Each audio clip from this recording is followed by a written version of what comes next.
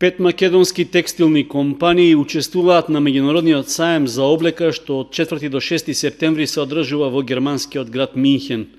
Меѓу учесниците е и кочанската конфекција Метас, како единствен представник од нашиот град, која се представува со својата производна програма на кошули.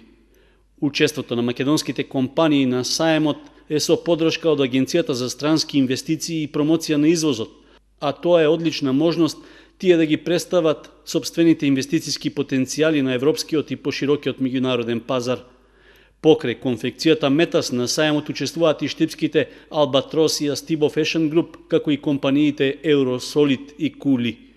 Дополнителна можност за меѓународна презентација на македонскиот текстил има и на саемот за материјали и модни додатоци, што исто така се одржува во Минхен.